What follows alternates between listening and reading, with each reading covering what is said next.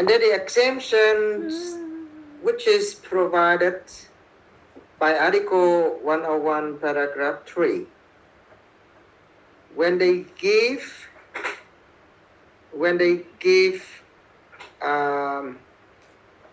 two kind of exemptions. One is called individual exemptions, and the second one is block exemption. Now, what is the difference between two kind of exemptions? First of all, the individual exemption is applied to specific kind of agreement.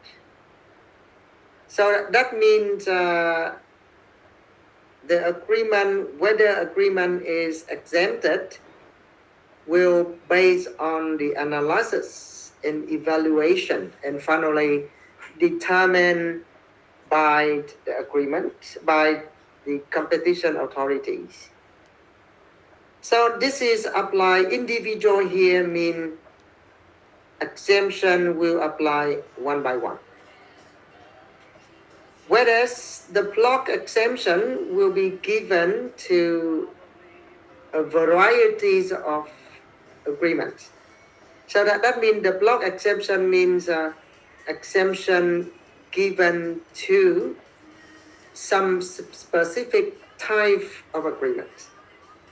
And the individual exemption is the exemption given to specific kind of agreement. All right. And the rule is the individual exemption applied to specific agreement where it is proof of minor importance.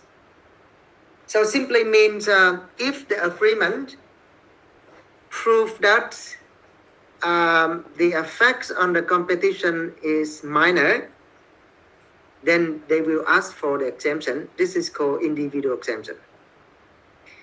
The block exemption is applied to several agreements or contracts which is specified by the rule.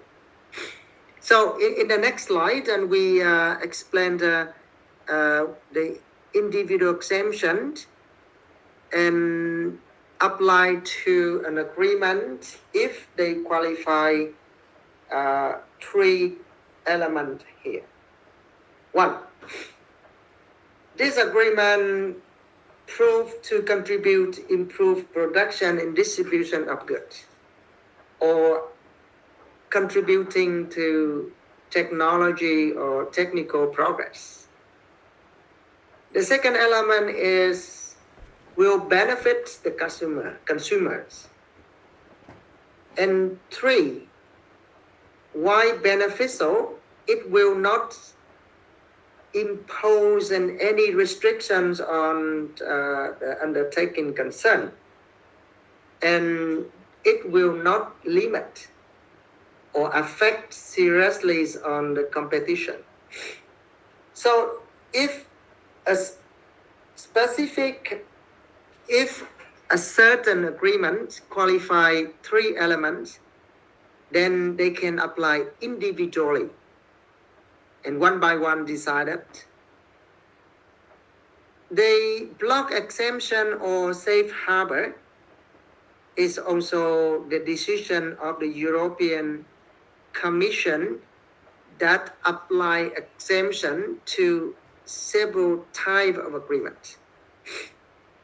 So the block exemption can be given to some kind of sectors, which is similar to the U.S. antitrust law. Remember, in the U.S. antitrust law, when we talk about the exemptions, some kind of agreement will be exempted, like major league, like agreement of cooperative. Okay, some kind of agreements will be some kind of sector, some kind of industries. Or the block exemption also given to some categories of agreement, like vertical agreement on R&D. So this kind of thing can be exempted. And then in the next slide, we have some regulations by the European Commission when they apply to the exemption given to the air transport sectors regarding agriculture markets, regarding to vertical agreement, regarding to technology or transfer agreements. Okay. It is similar to the United States law. European competition law also have the leniency policy. The leniency policy is also applied to give reductions of fines or reductions of punishment to the firms that make confessions. And the first immunity, that means the full immunity, will apply to the first. As long as they provide information, as long as the information supply help the commission to reach, to finish the investigation, or help to find out an cartel. So in principle, it is similar to the United States. And for the second one, will be given reductions of fines and similar to the United States. So there is nothing much to say about it. And in the same ways, the leniency program will also apply to the conclusion of some factors like the time, to what extent the information is acquired by the commission, and more importantly, it is the quality of the evidence supply. So it will not be really fixed and depending on the quality of the evidence. For example, 50% will be given to the first ones to make a confession, 30% for the second, and in combination with the other factors. Now let's move on to the second one. This is the question regarding abuse of market dominance. In the United States law, this is called the question of monopolization or abuse of market power.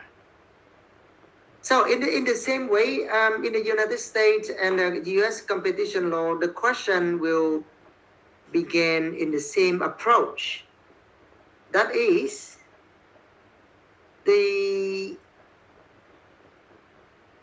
European competition law will not prohibit market dominance. So this concept will be common, will be the same in the both Vietnamese, US, Vietnamese law, European competition law. That means the Article 102 will not fight against the market dominance. There is nothing wrong with achieving the market dominance. But the main problem is it is to prohibit the abuse of market dominance. So that means when the firm achieves the market dominance, that is fine. But when they abuse of the dominance, that is the problem. In exactly the same approach with the United States antitrust, and also similar to the approach in Vietnamese law. Okay,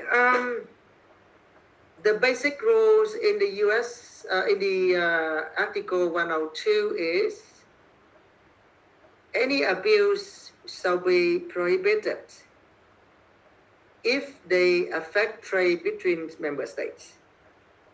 Then we can discuss the elements of Article 102. First, the abuse can be taken by one or more undertaking. So that means in the same way, the abuse of market dominance, in the same way, the abuse of market dominance can be taken individually or undertaken by several undertakings. So that means the abuse of market dominance can be taken by one company or some companies together. This approach is employed in Vietnamese law is similar, where we have abuse of market dominance by one company and the abuse of market dominance by some companies. But the second factor is that companies, the firm must have the market dominance. In the same way, in the United States, this concept is say when the firm have market power. So we will come back to the question on how to determine dominant position.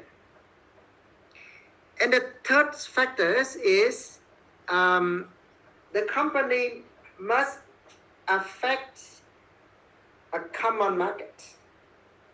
A common market means the market of at least 2 or more member state market. So if the abuse of market dominance affecting market of one country, then the competition law of that country will apply. Now, give an example. Suppose there is a dominant company in France. So if that company abuse of market dominance and affecting the market just in France, so in this case, French competition law will apply, not Article 102. But if the abuse of the market dominance by the firm undertaking by the firm affecting the market of France, Italy, and Germany, then it will be affecting the common market. Then Article 102 will apply. All right. Now the question is, the question is how to identify, okay, how to identify the market dominance. Okay. 1. The market dominance will be decided based on the concept of relevant markets. Then basically the concept of relevant markets, basically the relevant markets will be similar. That means the relevant market consists of product markets and geographical markets. Now, product markets means in the same market, how many firms that provide the similar product. And geographical market, that is in the geographical allocation and geographical limit, there are how many companies that provide the same product or services. So the question on evaluation of the relevant market should be very, very similar. And therefore, we don't need to talk about it too much. The relevant product market comprise of the goods or product that is interchangeable or substitutable with the other products. This concept is very similar. So reasonably interchangeable product will be considered of the decision of the competition authority if they give the customer the opportunity to choose one of the markets or one of the products and move to the other product to meet the same demand. Okay, so this is a product. The relevant geographic market is mean that the areas that where the conditions of competitions are similar. In the same, homogeneous, that means similar or the same conditions. Okay, so after identifying the geographical market, then the next question is dominance. Now dominance, because abuse of dominance will have to base on the dominant first. The term dominance means the economic strength.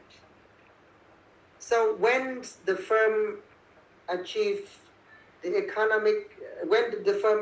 dominance, that means that the firm will be in the position that having economic strength or economic power, which enable them to prevent competition or affect competition. This concept was employed in the case of United Branch versus the EC Commission in 1978.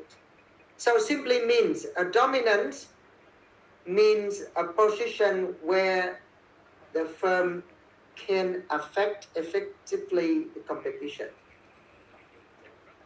And the dominance, the concept of dominance also explained in the next case in Hoffman-Ralla-Roche. By adding that, the dominant is that the position will enable the undertaking to benefit from this position. And then they may influence considerably to the competition. So in sum, the term dominant will be, the term dominant means the ability to affect competition. So this is simply we can define. The dominance means the ability of the firm to affect the competition. So in order to identify the dominance, there are some factors. In this context, in the US, the indicator of market share is similar to Vietnamese law. Do you remember that in Vietnamese law, the market dominant is identified by 30% of market share in the relevant market. So it could be these numbers, this percentage in Vietnamese law could be learned from European competition law. So we apply 30s. However, in the US, in the European competition law, assessment of market dominance will not just based on the market share. They also based on the other factors. In this question, it is very, very similar to Vietnamese laws on competition. When in the Vietnamese law on competition, we say two elements. First, market share, then the other factors. In Vietnamese law, we say whether or not the company has affect or likely to impact on competition significantly. This is similar. So the criteria on market dominance can be if they base on market share will be similar to the rule of thumb.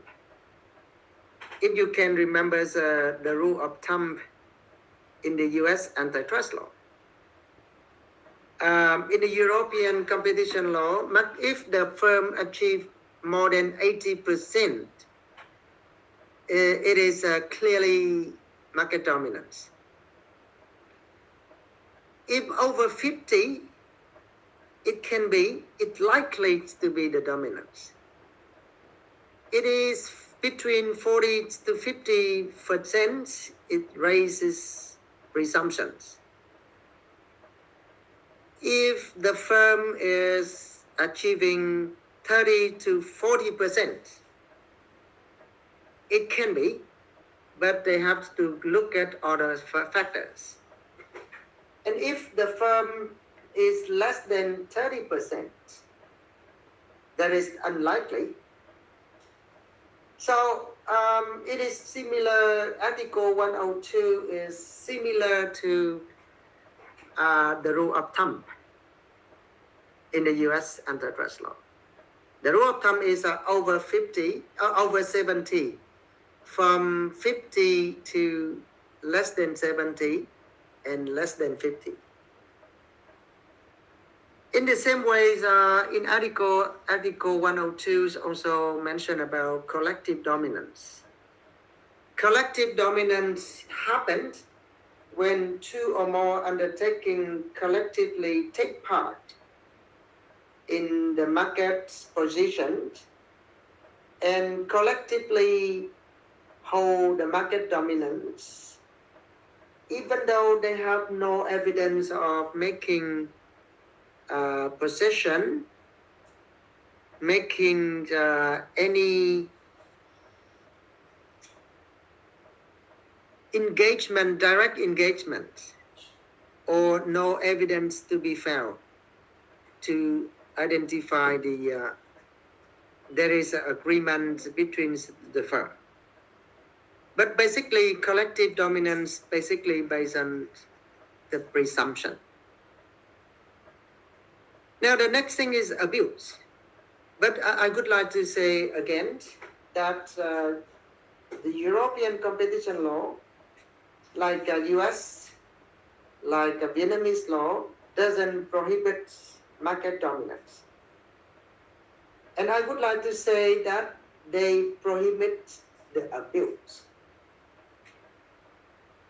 So there is nothing wrong with having market dominance. But when you abuse the market dominance, this is the problem. So in the case Michelin versus Commission, the court say abuse means distort the competition. And that means abuse means taking off any possibility, taking of the position, employing of the position, taking advantage of the position to impact on competition. Then here they use the term impair. That means influence the competition. In the case of Hoffman-LaRoche, again, the abuse is explained quite a long way. But the key thing is abuse. There is an abuse when the act enabled the firm to influence the structures of the market. That means affecting the market. All right. The abuse, based on the European Commission, that the behavior of the dominant firms or dominant firms when they want to maintain or increase their position. So abuse of market dominance may serve for two purposes. The first purpose is to maintain the current position. And the second objective, the second goal of abuse is to increase the position, that moving up to the next position. So simply means that if you already have the market dominance, you want to continue with the dominance. If you already have the market dominance, then now you want to be the monopoly. That means maintain or increase the position. Okay, and we also look at the reason why the abuse is prohibited, because according to European competition law, it will damage the true competitions. It will exploit the consumer, then damage the consumer. And then it will create the monopoly position where the dominant firm will exclude the other firms. Then that's why the abuse of market dominance will be strictly prohibited. Now, again, the abuse of market dominance can include several kinds of abuse. And even though Article 102, paragraph 3 provide the list of abuse, this is a non-exhaustive list. That means the abuse of market dominance not just limited to these example, but also the other kind. But I would like to recommend that there are 4 types of abuse of market dominant practice, which is popular and similar to Vietnamese law, and we can also compare to the European, compared to the US antitrust law.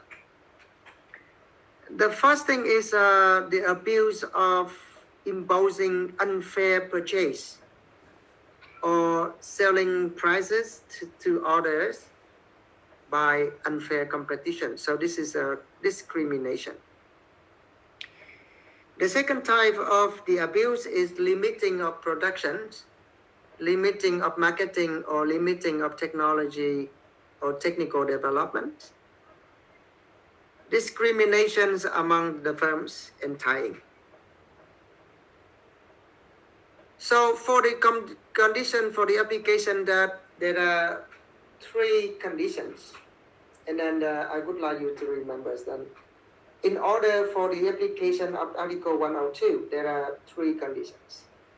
1, there is the dominant position must be established.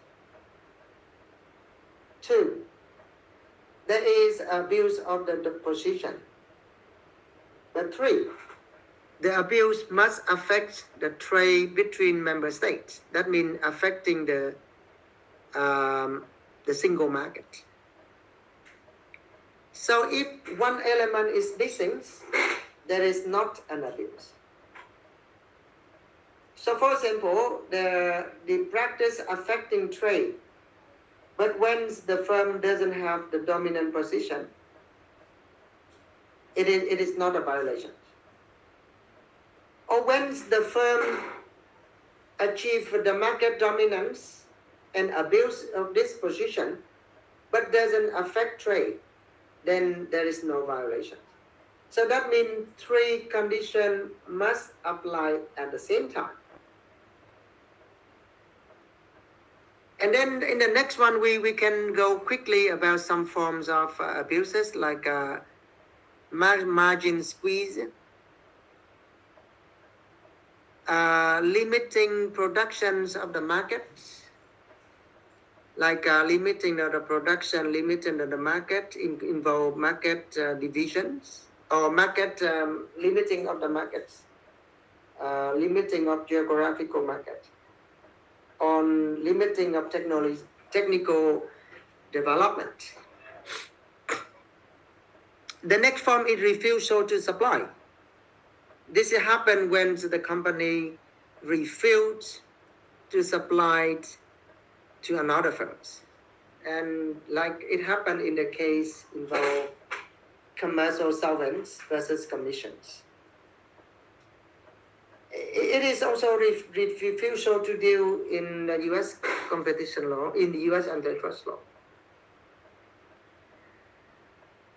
And discrimination amongst the firms when the dominant firms applied different conditions of terms to different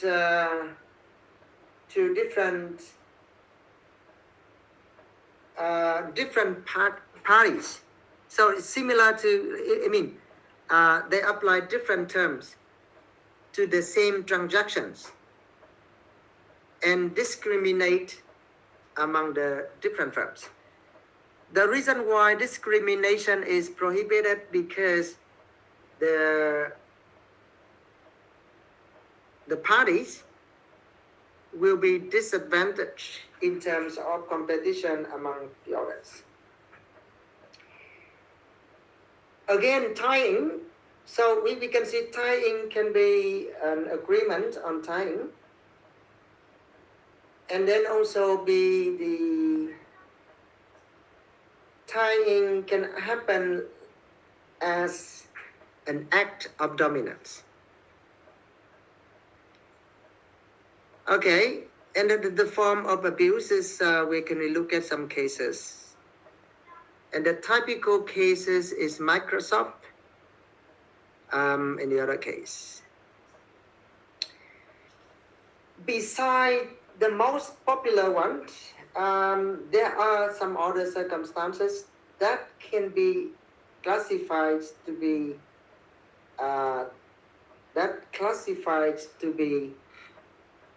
the abuse of market dominance.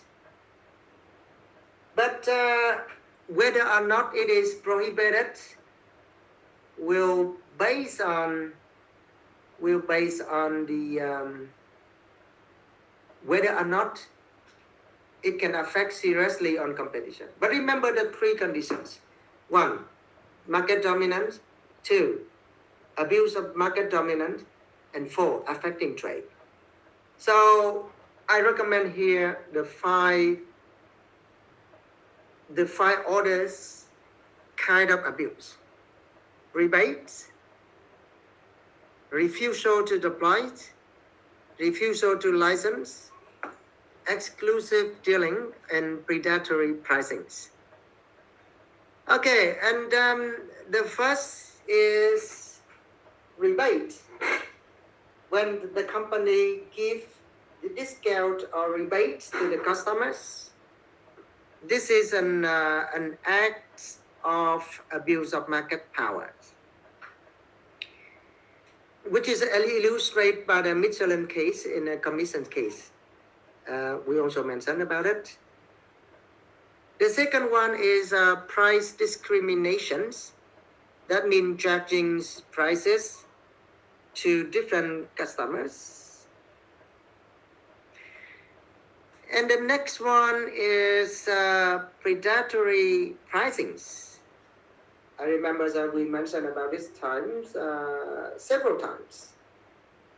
Predatory pricing, I mean charging a very, very low price, or even applying very, very high price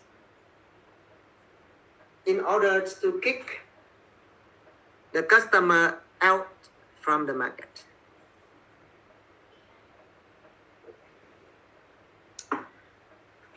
Do you remember the case regarding predatory pricings in the U.S. antitrust law?